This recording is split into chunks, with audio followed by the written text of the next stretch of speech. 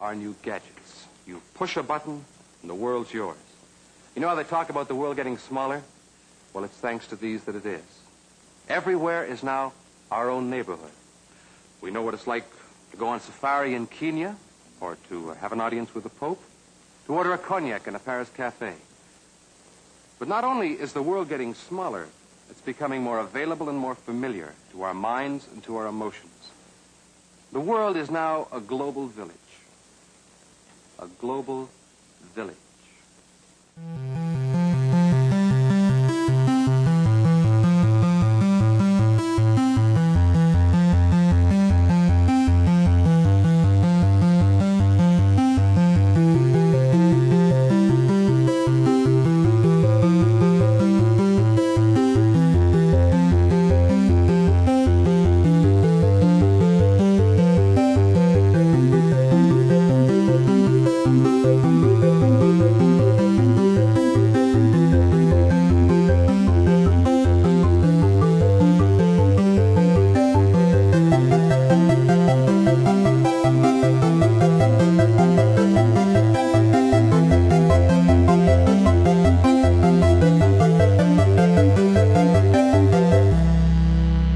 This starts off by talking about a guy named Gregory Ulmer, and back in the 80s, back before all of this easy video stuff, this guy developed a theory called Videacy, and he predicted that we were going to have this kind of video literacy. Mind you, this was back in the day of VHS. For those of you who don't know what that is, videotapes, these black boxes that you stick into machines to make video, reads a magnetic tape. And he was saying that we're going to come up with new conventions based off of this, and we're going to learn how to communicate with it. Mind you, back in that day, it took a lot more to make a video than it does nowadays, and it was much more time-consuming and more difficult, especially when it came to editing. Now, his idea got updated. Once it got to the 90s and the HTML boom, he decided to change his idea of Videacy, that is video literacy, to Electracy. There we go. So Electracy is the idea of electric literacy, basically literacy on a computer. Now, originally this was during the birth of the internet, if you will, and it was mostly in following links to things, and it was a combination of text and images, not so much video, but it's kind of evolved to the point that video is an integral part of the internet.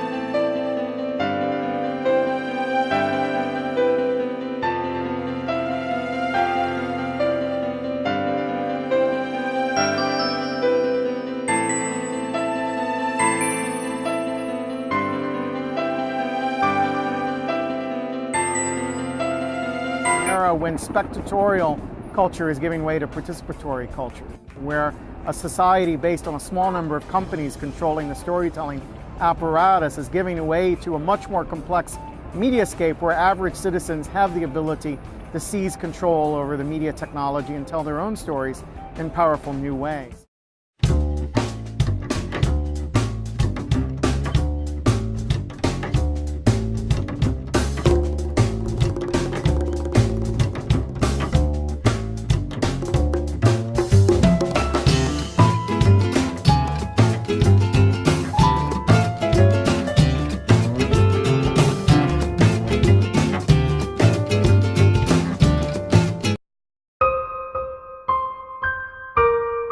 Inspiration for a project that I worked on with my friend Takashi Kawashima. We decided to use the Mechanical Turk for exactly what it was meant for, which is making money.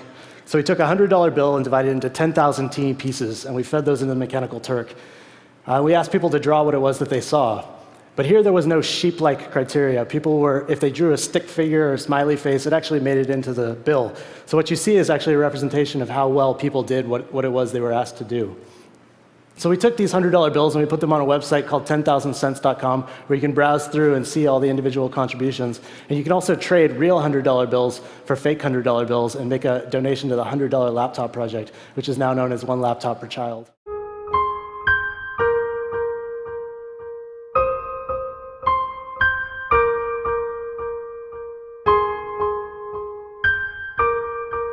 Joy turned to the crowdfunding website, GoFundMe.com. GoFundMe. One of the best ideas that came out of that was using GoFundMe. GoFundMe. I went to GoFundMe and I wrote his story. GoFundMe.com. GoFundMe. GoFundMe is wonderful. I was amazed at how easy it was. GoFundMe made it easy for people to support me.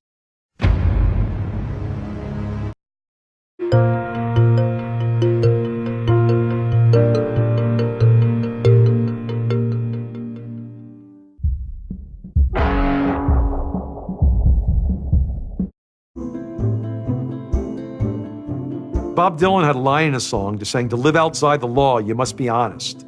They might do something which isn't technically correct, maybe it's not legally correct, but they're doing it for purposes that in their minds at least are ethical. People who know what they're doing, who share an ethos, who have a commitment to exposing and humiliating the man, who have a very low tolerance of lies and what they perceive as evil on the part of overweening power structures.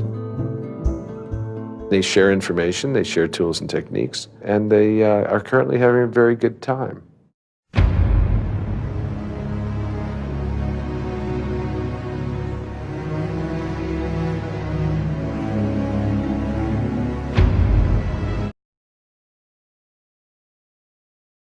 Culture has the potential to be much more diverse in a world controlled by a small number of media producers.